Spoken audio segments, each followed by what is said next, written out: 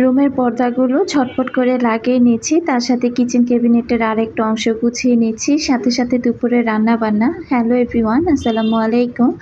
সকাল সকাল চলে আসলাম নতুন আরেকটি ব্লগ ভিডিও নিয়ে। কেমন আছেন আপনারা সবাই? আশা রাখছি কাছে দূরে, দেশ এবং দেশের বাইরে যে প্রান্ত থেকে আজকে আমার নতুন আরেকটি ব্লগ ভিডিও দেখছেন। আল্লাহর অশেষ রহমতে সবাই বেশ ভালো আছেন। আমি বিথি, আলহামদুলিল্লাহ আমিও খুব ভালো আছি পরিবার পরিজন নিয়ে। তো এখানে আমি অফ ক্যামেরাতে পানিটা বসিয়ে দিয়েছিলাম, তারপরে আমি একটু আলু কুচি করে দিয়েছিলাম, আর এখন ফ্রোজেন করা সবজি দিয়ে নুডলসটা রান্না করে নিচ্ছি। তো নুডলস রান্না করতে গিয়ে আর এই ফ্রোজেন করা সবজি দিয়ে ইভা আপুর কথা মনে পড়ে গেল। ওইদিন কিন্তু ইভা আপু কমেন্ট করেছিল যে বিথি আপু, আপনি তো ফ্রোজেন করা সবজিগুলো এখনই খেয়ে নিচ্ছেন, তো কি করব আপু, আসলে ফুলকপি গাজর এগুলো যেহেতু এনে নর্মাল ফ্রিজে বেশি দিন রাখা যায় না, তো যার জন্য আর কি যেটা সংরক্ষণ করেছি সেটাই খেয়ে নিচ্ছি। যদি দেখি খেতে খেতে ফুরিয়ে যায়, এখনও তো শীতের সবজি পাওয়া যাচ্ছে, তো এর মাঝখানে এনে হয়তো বা আবারও কিছু সবজি আমি ফ্রোজেন করব, যার জন্য তাড়াহুড়া করে এখন ফ্রোজেনটাই নামিয়ে তারপরে খাওয়া শুরু করে দিয়েছি। এই হলো আমার অবস্থা। তো যাই হোক, এই তো কথা বলতে বলতে আমি নুডলসটা রান্না করে নিচ্ছি। আজকে সকালবেলা আর আমি রুটির ঝামেলা করিনি, আর করতেও ইচ্ছে করছিল না। তো এর মধ্যে কিন্তু ছোট মেয়ে স্কুলে থেকে চলে এসেছিল, ও টিফিন খেয়ে চলে গিয়েছে। আমি অফ ক্যামেরাতে ওর জন্য একটু ঝোল নুডলস আর কি রান্না করে দিয়েছিলাম। ও আবার এভাবে খাওয়ার চাইতে ঝোল করে খেতেই বেশি পছন্দ করে, আর আমি আর জবা এভাবেই খেতে বেশি পছন্দ করি। তো ছোটজন খেয়ে যাওয়ার পর এরপর আর কি আমার জন্য আর জবার জন্য এই তো নুডলসটা রান্না করে নিচ্ছি। চা বানাবো, চিনি ফুরিয়ে গিয়েছে।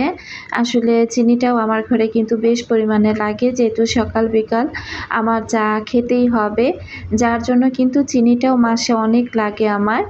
তো এই তো এখানে এখন আমি চিনিটা রিফিল করে নিচ্ছি। আমার সকল প্রিয় আপু ভাইয়া আঙ্কেল আন্টিদেরকে রিকোয়েস্ট করব, যারা ভিডিওটি ক্লিক করেছেন এখনও পর্যন্ত একটি লাইক দেননি, প্লিজ একটি লাইক দিয়ে ভিডিওটি কন্টিনিউ করবেন। আর যারা নতুন আজই আমার চ্যানেলে প্রথম ভিজিট করেছেন, যদি ভিডিওর কোথাও কোনো অংশ আপনার কাছে এতটুকু ভালো লেগে যায়, চাইলে আমার চ্যানেলটি সাবস্ক্রাইব করে আমার পাশে থেকে যেতে পারেন। তো এইখানে আজকে আমি চায়ের পাতিলাতে চা না বসিয়ে অন্য আরেকটা পাতিলাতে চা বসিয়ে দিয়েছি। তো চাটা হতে থাক। তো ওই পাতিলাটা না চা বানাতে বানাতে একদম মাঝে মাঝে কিন্তু লিকারের কালারে পাতিলাটাও যেন কেমন হয়ে যায়, অনেক ঘষা মাজা আর কি করতে হয়। তো ওইটা যেহেতু ঘষা মাজা করে ফকফকা করে রেখেছি, তো এটার মধ্যে আর কি চাটা বসিয়ে দিয়েছি, ভাবলাম ওটাতে পরে আবার চা বানাবো। তো যাই হোক, এখন মেয়ের জন্য আর আমার জন্য এই তো নুডলসটা বেড়ে নিচ্ছি। আজকে সকালে নাস্তা করতে অনেকটা লেট হয়ে গিয়েছে, আবার ঘুম থেকে উঠেছি একটু দেরি করে। তো জবার যেহেতু এখন স্কুল নেই, তো দেখা যায় জবার জন্য কিন্তু আমিও জবার সাথে শুয়ে থাকি। তো ভালোই লাগে, মা আমি একসাথে জড়িয়ে শুয়ে থেকে ঘুম পাড়ি। তো এদিক থেকে এই যে ইনে সোনামণি চলে এসেছে। তো আমার ছোটো বোন আর কি ফোন দিয়ে বলতেছিল, খুব কান্নাকাটি করতেছিল, ওকে যেন একটু রুমে নিয়ে আসি। জবা গিয়ে নিয়ে এসেছে, আর সে দেখেন এত ঝাল নুডলস খাচ্ছে আর কিভাবে টেবিলে হাত চাপড়াচ্ছে। তো ও কিন্তু মোটামুটি ঝাল অনেকটা খেয়েছে, খাওয়ার পর দেখলাম যে একেবারে অবস্থা খারাপ, তারপরে পানি খাইয়ে পরে আমি একটু চিনি খাইয়ে দিয়েছিলাম। তো ছোট বাচ্চা দুধের মুখ, দেখা যায় যা খায় সেটাই ওর খেতে ভালো লাগে, তবে যখন খায় তখন তো জোর করে খায়, পরবর্তীতে কিন্তু অবস্থা খারাপ হয়ে যায়। নাস্তা করে নিয়েছি, আর এখানে বক্সের উপর এই রুমালগুলো আমি ধুয়ে দিয়েছিলাম গতকাল পর্দার সাথে, তো সেই রুমালগুলো বিছিয়ে নিলাম, আর অফ ক্যামেরাতে বিছানাপত্র গুছিয়ে ফার্নিচারগুলো ক্লিন করে নিয়েছি। তো জবা যেহেতু স্কুলে চলে যাবে, ওর আর কি এক্সাম আছে, তো ও আর কি ওই পাশ থেকে রেডি হয়ে নিচ্ছে, আর আমি এই পাশ থেকে ঘরটা ঝাড়ু দিয়ে নিচ্ছি। আমি সব সময় সকালবেলা উঠে আগে নাস্তা করে আগে আমার ফার্নিচার ক্লিন করি বা বিছানাপত্র ছেড়ে নেই, এরপর অন্যান্য যত ধরনের কাজ আছে সেই কাজগুলো আগে আমি করে ফেলি, তারপর আমি রান্নাতে যাই। এভাবে কিন্তু আমি আমার সংসারের স্টেপ বাই স্টেপ কাজগুলো করি। তো রুমের পর্দাগুলো এই তো আমি এখন লাগিয়ে নিচ্ছি। সকাল থেকে দুপুর পর্যন্ত একা হাতে বাসার সমস্ত কাজ করে তারপরে রান্না শেষ করি। তো আজকে কিন্তু আমি সেটাই শেয়ার করছি আপনাদের সাথে যে যখন জবা জুঁই থাকে না, তখন কিন্তু ঠিক এই নিয়মেই আমি আমার সংসারের কাজগুলো করে থাকি।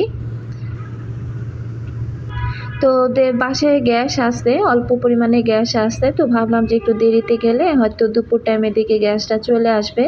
যার জন্য কিন্তু এই সময়টাতে আমি সংসারের এই কাজগুলো কিন্তু সবসময় করে থাকি। কিচেন ক্যাবিনেটের একটা অংশ আজকে আমি গুছিয়ে নিব। তো তার আগে গাছগুলোতে পানি দিয়ে গেলাম। তো জবা জুঁইকে পানি দিতে বললে ওরা হয়তো বুঝে না। দেখা যায় যে গাছটার মধ্যে পানি দেবার দরকার নাই সেটা তো ইচ্ছে মতো পানি দিয়ে রাখে টব ভর্তি করে। তো এর জন্য বলেছি যে বারান্দা বাগানে আমি পানি দিব, তোমাদের কারো পানি দেবার দরকার নেই। তবে জুঁইকে আমি শিখিয়ে দিয়েছি কিভাবে পানিটা দিতে হবে। তো যাই হোক, খুব সুন্দর সুন্দর ২ টা জবা ফুল, একটা ফুটেছে আর একটা ফুটবে হয়তো আগামীকাল। তো বাগানটা ঘুরে এসে এই তো চলে আসছি কিচেন ক্যাবিনেটের একটা অংশ গুছিয়ে নেওয়ার জন্য। একা হাতে কাজ করতে গেলে যদি একটা জিনিসের পুরো অংশ গুছাতে যাই তাহলে কিন্তু অনেকটা সময় লেগে যায়। তো তার মধ্যে দেখা যায় কি ঘরের অন্যান্য কাজগুলো করা আমার জন্য একটু কঠিন হয়ে পড়ে। তো কঠিন বলতে আর কি দুপুরে রান্না-বান্নাটা করে রান্না খেতে, খেতে একদম বিকেল হয়ে যায়। তো যার জন্য চেষ্টা করি মেয়েরা যেদিন স্কুলে থাকে যে ওরা তো বাসায় এসে টাইম মতো আবার খাওয়া-দাওয়া করবে, আবারও স্কুলে চলে যাবে। তো সেই কারণে কিন্তু চেষ্টা করি যে এমনভাবে রান্না করতে যেন ওরা স্কুল থেকে এসে খাওয়া-দাওয়া করে আবারও পরবর্তীতে স্কুলে চলে যেতে পারে। তো এখানে কিন্তু আমি অফ ক্যামেরাতে প্রত্যেকটা জার খুব ভালো করে মুছে নিয়েছি। এরপর এখন আবার এক, এক করে সবকিছু গুছিয়ে রাখলাম। কিচেনের প্রতিটা এইরকম পার্ট কিন্তু আমি এক দিন একভাবে গুছিয়ে নিয়েছি। আরও ২ টা পার্ট ছিল সেগুলো আমি অফ ক্যামেরাতে গুছিয়ে ফেলেছি। আর এখন চলে এসেছি এই তো থালা বাসন গুছাতে। থালা বাসনগুলো আমি একদম ঘুম থেকে উঠে পরিষ্কার করে রেখেছিলাম, ওগুলো একপাশে রেখে দিয়েছিলাম। এরপর যে আবার নুডলস দিয়ে আর কি নুডলস খাওয়া হয়েছে, চা খাওয়া হয়েছে, সেই কাপ পিরিচগুলো যেহেতু বের হয়েছে এগুলো আমি অফ ক্যামেরাতে ধুয়ে দিয়েছিলাম। নাস্তা করে এগুলো ধুয়ে এরপর কিন্তু আমি সংসারের কাজে গিয়েছিলাম। তো এখন কিন্তু খুব সুন্দর করে এই যে পানিটা শুকিয়ে গিয়েছে আর এগুলো আমি এখন এই যে জায়গা মতো রেখে দিচ্ছি। কিচেনের থালা বাসন প্লেট বাটি যতই গুছিয়ে রাখি না কেন এগুলো যতই কমানোর চেষ্টা করি একটা, একটা করে বাড়তে, বাড়তে পুরো দেখা যায় কিচেনের অর্ধেকটা অংশই হাঁড়ি পাতিল আর এই প্লেট বাটি দিয়ে কিন্তু ভরে যায়। এভাবে ভরতে থাকে আবার সপ্তাহে ১ দিন পর আবার আমি এগুলো গুছিয়ে কমিয়ে ফেলি। এই হলো অবস্থা। তো যাই হোক এই তো এখন আমি রান্নাটা বসিয়ে দিচ্ছি। আজকে একদম সিম্পল রান্নাই করব। যে রান্নাগুলো ঝটপট করে আর কি শেষ হয়ে যায়। আমি কিন্তু চুলাটা আগেও পরিষ্কার করেছিলাম। তো আবারও আমি একটু ভেজা রুমাল দিয়ে পরিষ্কার করে নিলাম। তো আজকে আমি মুরগির মাংস রান্না করব আর পোলাও রান্না করব। আর মুরগির মাংস আর পোলাও এই ২ টা হচ্ছে মনে হয় সবচাইতে সহজ রান্না। রূপালী দিনরাত্রি আইডি থেকে আপু গতকাল কমেন্ট করেছিল যে আমি যেন চাদরের রিভিউটা দেই। আপু হয়তোবা চাদরগুলো অর্ডার করার জন্য চিন্তাভাবনা করছিল, তবে সাহস পাচ্ছিল না। তো আপুর উদ্দেশ্যে বলছি, আপু চাদরগুলো তো আমি কিনিনি, কিনেছিল আমার ছোট বোন আর আমার মা। তবে চাদরগুলো কিন্তু সামনাসামনি দেখতে একটু ফেক আসে, বাস্তবে আর কি দেখতে যেটা। তো চাদরগুলো যেহেতু আমার মা ব্যবহার করবে, তো ব্যবহার করার পরে বোঝা যাবে যে চাদরের মান কতটা ভালো বা খারাপ। তো অবশ্যই আপু আপনাকে জানাবো। আর দেখা যায় 450 টাকার মধ্যে চাদর এত সুন্দর ২ টা বড়, বড় বালিশের কভার সাথে কুল বালিশের কভার। তার সাথে চাদরগুলো কিন্তু ভালোই বড়, বড়ই ছিল। তো সেই হিসেবে কিন্তু খারাপ না। তবে রংটা একটু আর কি যাই হোক ফ্যাকাশে। তো যাই হোক আমার মা আর কি বলতেছিল যে অনলাইন থেকে মানুষ কোনো জিনিস কিনে নাকি দেখায় একরকম আর সামনে আনার পর হয়ে যায় আরেক রকম। তো সব অনলাইনের জিনিসই কিন্তু খারাপ হয় না। যদি অনলাইনের জিনিস খারাপ হতো তাহলে এত মানুষ ঘরে বসে, বসে আর অনলাইন থেকে এত জিনিস কেনাকাটা করতো না। তো যাই হোক আমার মা আর একটা চাদরই নিয়েছে, এরপর আর কোনো চাদর আর কি অর্ডার দেয়নি। আর আমার বোনও বলেছিল আমাকে চাদর নেওয়ার জন্য। তো আমি বলেছিলাম আগে আমি চাদর সরাসরি দেখব, যদি আমার পছন্দ হয় তাহলে আমি অর্ডার করব, নয়তো বা না। তো ওই যে বলে না সস্তার দুরবস্থা। তো যাই হোক 450 টাকা দিয়ে ওরা চাদর কিনেছে, যতদিন যায় 2-4 মাস যাই ব্যবহার করে সেটাই ওদের টাকা উসিল হয়ে যাবে, এটাই আমার ছোট বোন আর কি বলতেছিল। তো এদিক থেকে আমি এই তো এখন মুরগির মাংসটা রান্না করে নিচ্ছি, আর পাশের চুলাতে আমি গরম পানিটা বসিয়ে দিয়েছিলাম।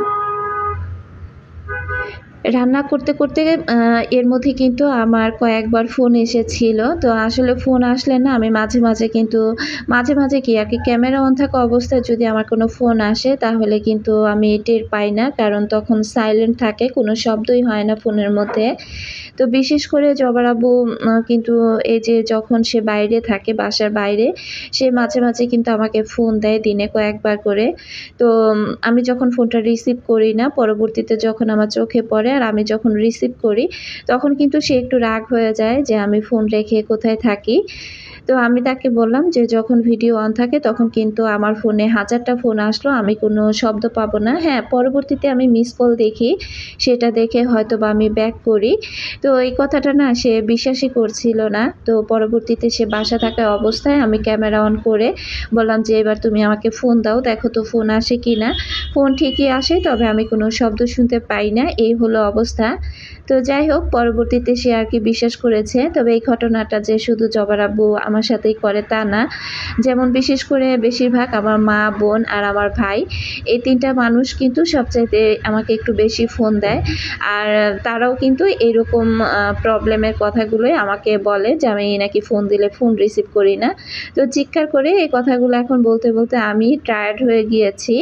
তো যাই হোক আসলে আপুরা বলবেন তো আপনাদেরও ক্যামেরা অন থাকা অবস্থায় যদি কোনো ফোন আসে আপনারাও কি কোনো ফোনের শব্দ শুনতে পান কিনা? না এই সমস্যাটা শুধু আমার ফোনের মধ্যেই? আমি কিন্তু কথা বলতে ওই পাশে পোলাওটা বসিয়ে দিয়েছি। তো পোলাওর চালটা কিন্তু আমি খুব ভালোভাবে আগে কষিয়ে নিয়েছিলাম। তো চালটা খুব ভালো করে ভেজে নিলে তারপরে আর কি ওই পোলাওটা খেতেও আর কি ভালো লাগে। তো যাই হোক আমি এখন লবণ দিয়ে দিচ্ছি। আর আজকে পোলাওর মধ্যে আমি ফ্রোজেন করা কিছু গাজর দিব আর মটরশুঁটি দিব। পোলাও বা খিচুড়ির মধ্যে এভাবে মটরশুঁটি বা গাজর দিয়ে খেতে কিন্তু আমার বেশ ভালো লাগে। তো এখন আমি কাঁচামরিচগুলো দিয়ে দিচ্ছি। আর তরকারি তো কাঁচামরিচ দেওয়া হয়নি। এখন এখানেও আমি কাঁচামরিচগুলো দিয়ে দিব।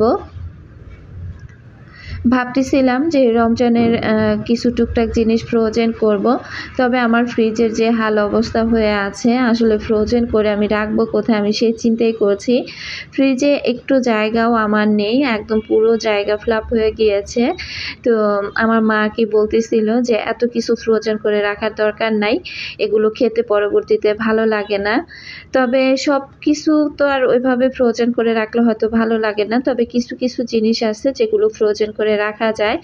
যেমন হয়তো মুরগির মাংসটা ম্যারিনেট করে রাখা যায় বা রোল, সমোচা এই ধরনের জিনিসগুলো।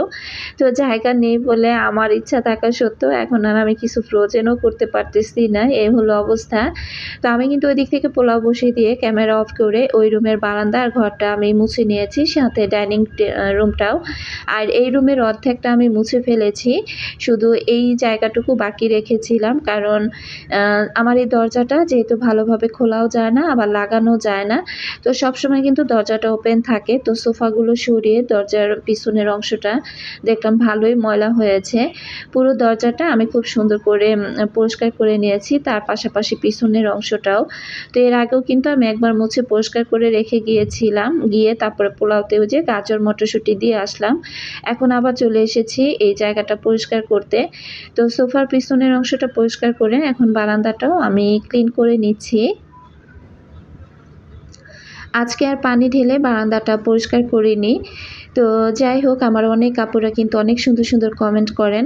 তো আপনাদের কমেন্টসগুলো দেখা যায় পড়তে বেশ ভালোই লাগে। FRP বাইপাস থেকে আপু নাকি 2টা ফোন দিয়ে আমার ভিডিওগুলো দেখে, তারপরেও নাকি আপুর মন ভরে না। আপু বলতেছিল ভাইয়া নাকি বাহির থেকে আবার একটা ফোন পাঠিয়েছে। তো সেই ফোনে আমার চ্যানেলটা কিভাবে সাবস্ক্রাইব করবে আপু জানতে চেয়েছিল। তো আসলে ভিডিওর কমেন্ট বক্সে তো এত বড় করে লেখা যায় না, তো আপুকে বলে দিচ্ছি। আপু, আপনি ইউটিউবে ঢুকে বিথিস ব্লগ লিখে সার্চ দিবেন, তো দেখবেন যে আমার চ্যানেলটা চলে এসেছে। আর সেখানে গিয়ে একটা ভিডিও ফুল দেখে তারপরে সাবস্ক্রাইবের বেল যেখানে লেখা আছে সাবস্ক্রাইব করে, তো কালো অংশটাতে চাপ দিয়ে অল অপশন বাটন চলে আসবে, সেখানে অল অপশন বাটনটা প্রেস করে রাখবেন। তাহলেই দেখবেন যে আমি যখন ভিডিও দিব সাথে সাথে আপনার মোবাইলে নোটিফিকেশান চলে যাবে।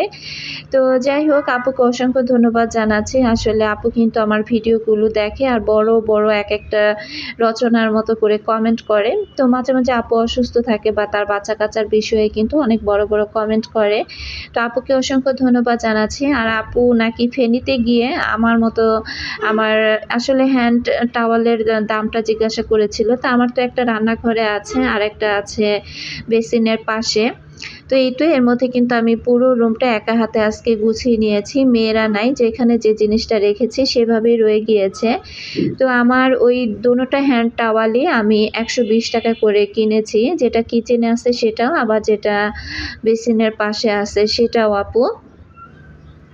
তো এই পাশ থেকে এই তেঁতুলগুলো রাতের বেলা এনে আমি বেছে রেখে দিয়েছিলাম। আর এখন তেঁতুলগুলো আমি এক এক করে গুছিয়ে নিয়েছি। তেঁতুলগুলো যেহেতু খোসা সহ ছিল, তো ওইভাবে কিন্তু একদম ধুলোবালি নেই বললেই চলে, আর একদম ফ্রেশ একটা তেঁতুল পেয়েছি। তো তেঁতুলের শরবতটা কিন্তু মাঝে মাঝে জবার আব্বু বেশিরভাগ খেয়ে থাকে, তো তার জন্যই হাফ কেজি পরিমাণ তেঁতুল আনা। এছাড়াও ফুচকা, তারপর চটপটি, এগুলো খেতে গেলেও কিন্তু তেঁতুলের দরকার হয়। তা আমি কিন্তু রমজানের প্রস্তুতিগুলো একসাথে সব গুছিয়ে নেওয়া আমার পক্ষে সম্ভব হয়নি। সংসারের কাজের ফাঁকে ফাঁকে যখন যতটুকু পারছি, তো ততটুকুই কিন্তু আমি করে নিচ্ছি। তো এর মধ্যে কিন্তু আমি অনেকখানি পেঁয়াজ কুচি করে, আবার পেঁয়াজ ব্লেন্ড করে রেখেছি, আদা রসুন করেছি, তারপরে চিলি ফ্লেক্স করেছি। এক এক দিন এক একটা এক একভাবে আমি করে নিচ্ছি। আসলে এগুলোর প্রস্তুতি একসাথে নিতে গেলে অনেক সময় সাপেক্ষের ব্যাপার। এর মধ্যে গোসলের আগে কিন্তু পোলাওটা ভালো করে নেড়েচেড়ে আবার দমে দিয়ে গিয়েছিলাম। এখন আমার গোসল শেষ, আর এখন আমি গোসল শেষ করে আমি টেবিলেও খাবারটা নিয়ে আসব। একা হাতে সংসারের কাজগুলো কিন্তু আজকে আমি করেছি। তবে এই যে দেখেন, সকাল থেকে দুপুর পর্যন্ত কতগুলো কাজ করেছি। তো যতগুলো কাজ করেছি প্রত্যেকটা কাজে কিন্তু আপনাদের সাথে অল্প অল্প করে শেয়ার করেছি।